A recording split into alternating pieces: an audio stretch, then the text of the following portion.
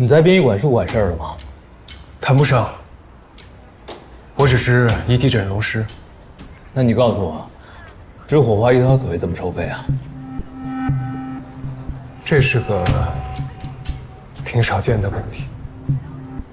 你也没见过什么世面啊？我不以自己见过的世面为荣，但如果你想听到切实可行的答案，也需要有点诚意，至少再告诉我一些具体信息吧。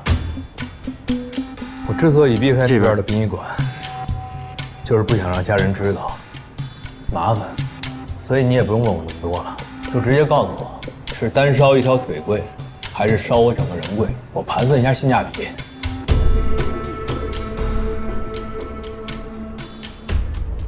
冒昧的问一下，您是要做截肢手术吗？是，我爱，要么切了，要么死。我看您精神状态还可以，都这么说。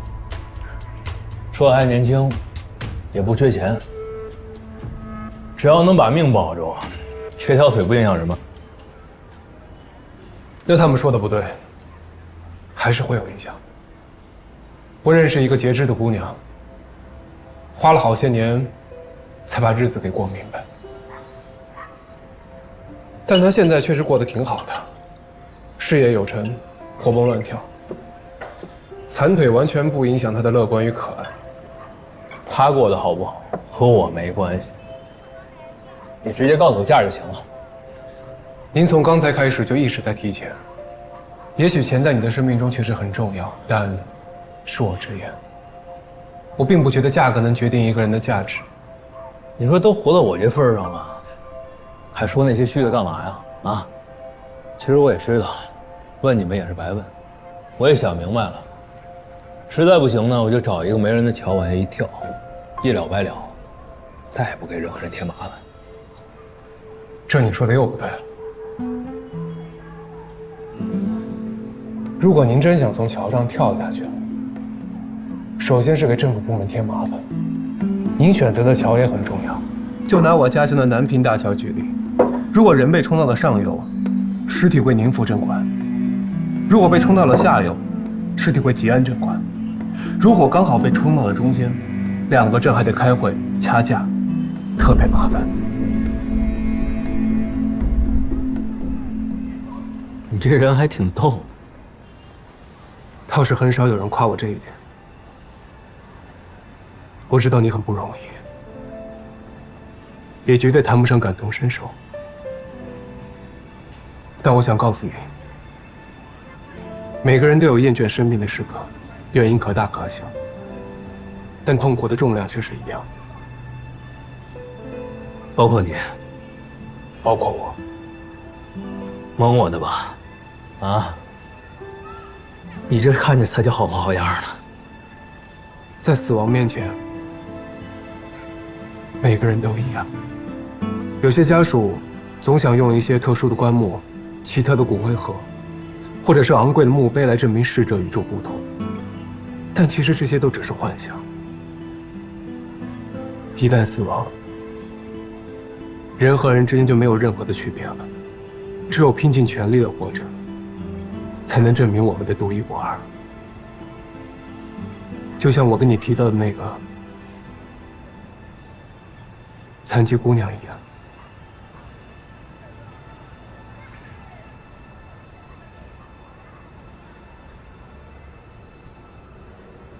你是不是喜欢这个姑娘？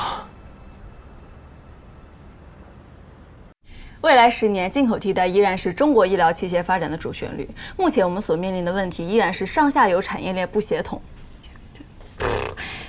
所以更需要各方人才汇聚，建立一支涵盖医学、材料、机械工程等多学科交叉互补的团队。哎呀，行了，你歇会儿吧，我这2天耳朵都要长茧子了。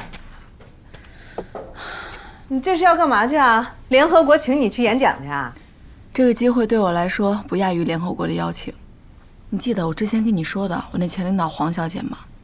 她对我和王西夏的创业计划很感兴趣，她会投一大笔钱跟我们大展拳脚。你这事儿跟麦东商量过吗？啊，这种事儿肯定不能电话里商量。等他回来，心情恢复点儿，我会如实说的。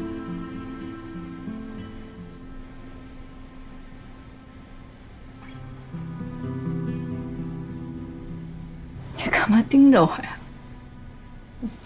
知女莫若母，还如实说，你是不是想瞒着他？这哪瞒得住啊？但这种话题，总得讲究点方法。之前谁跟我那儿吹牛啊？喜欢就在一起，尽情享受恋爱，不影响年后回收。打人不打脸，骂人不揭短。我是揭你短了吗？真是，我看你俩越谈越认真，我这心里还高兴呢。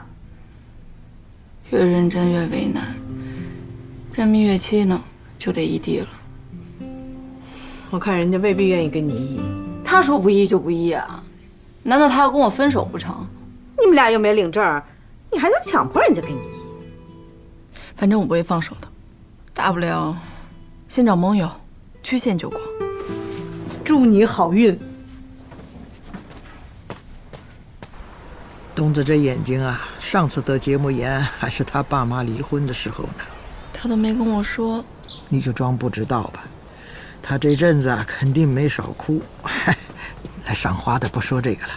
哎，有首诗你读过吧？有花堪折直须折，莫待无花空折枝。咱们镇上的春天呐，你也不是年年能看的，且看且珍惜啊。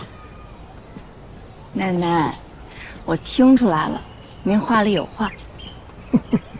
你那么聪明啊，我话就说到这儿，省得说多了，惹你们年轻人生厌。您说的什么话呀？您这么聪明可爱，我怎么可能厌你？要不是您啊，我跟陈麦东可能压根儿都成不了。但是奶奶，我也想请您理解一下我的难处。上海，我的确放不下的，那里有我经营很多年的事业，还有朋友。那当然了，时代不同了嘛，女人追求事业，天经地义。就知道奶奶最善解人意了，有您这句话，我就感激涕零了。不过奶奶您放心啊，我一定会对陈麦东负责的。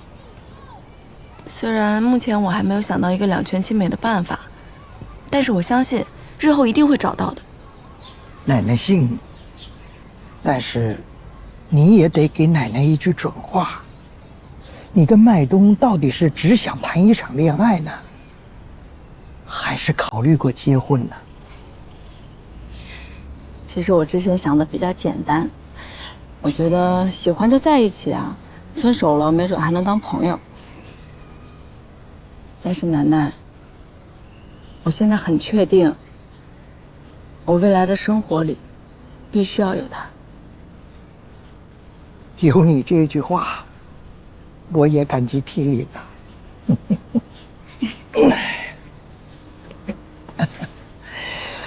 所以小杰啊，奶奶也跟你说一些心底话啊。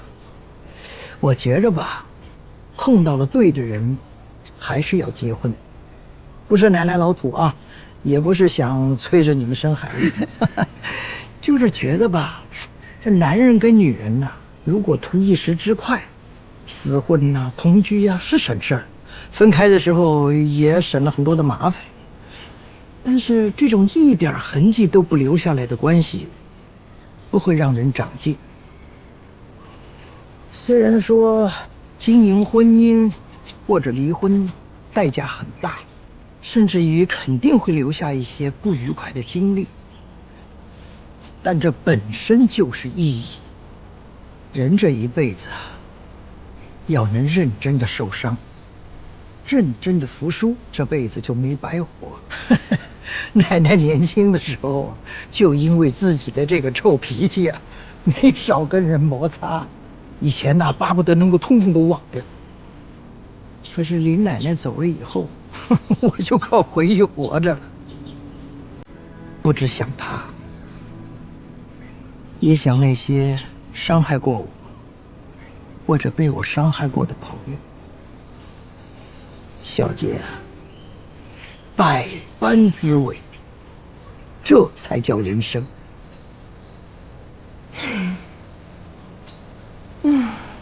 奶奶，真好，我就知道你一定是我的盟友，不管到什么时候，都是 girls have girls。狗什么？这狗什么丝啊？ girls 就是女孩的意思。哦，够思，够意思，女孩就是够意思。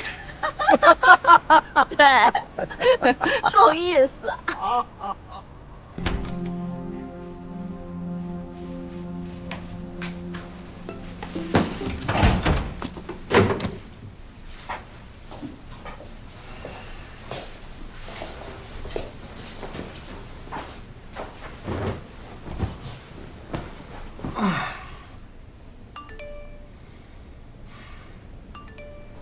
刚才不是跟您说了吗？物无美恶，过则为灾。看舌象啊，您这个肝和胃的平衡关系啊还不错啊，只要少喝高度酒，对身体就没什么大碍。您把舌头伸往再看。妈，怎么还借机看病呢？崔大夫出诊很贵的。没有哪儿的话，我这次回南平啊，本来也就是出义诊来了。人家等你半天了。我要不给自己找点病，我更不知道跟他聊什么。崔大夫，你们俩人进去聊，我去给你们切点水果。给您添麻烦了。没有，快进去吧。哎，坐。哎，不忙了。坐。谢谢。没事。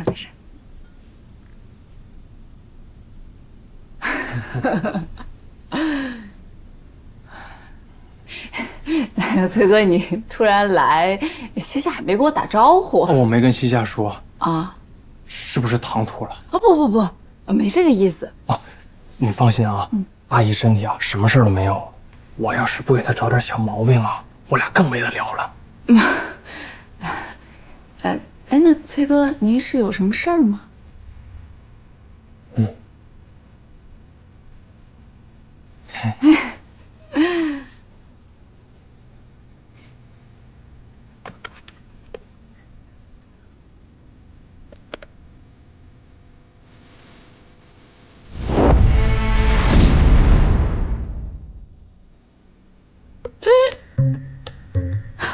想让我帮你求婚？哦，我是想让你帮我看看，这个款式西夏会喜欢吗？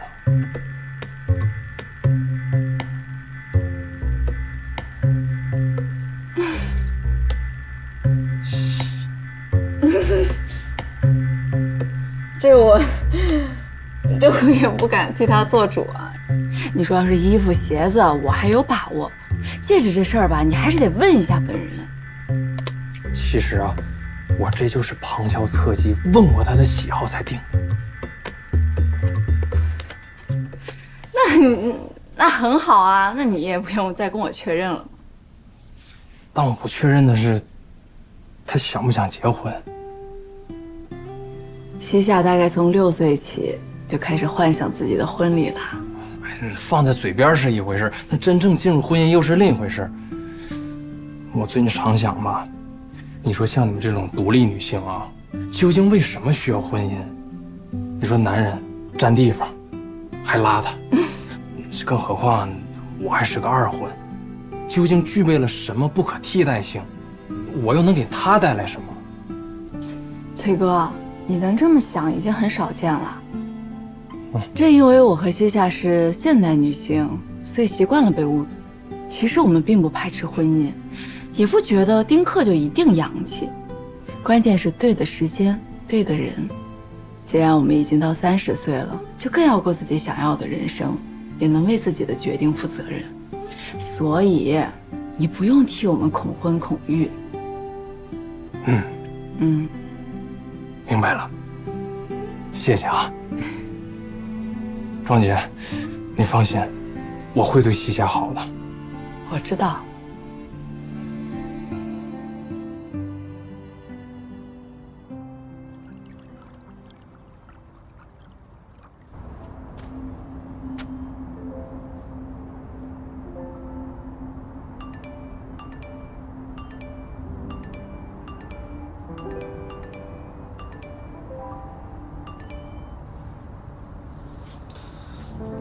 你疯了！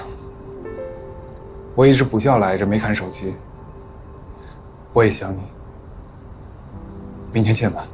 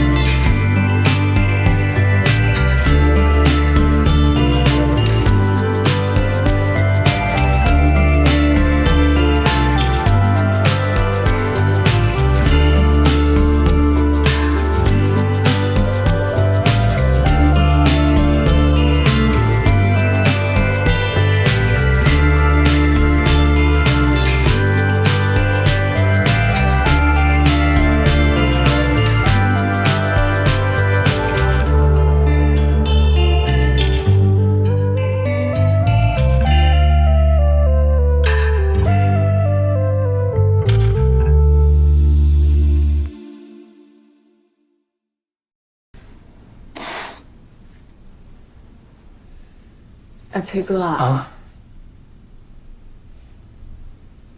我也想请教你一个问题，你能接受异地恋吗？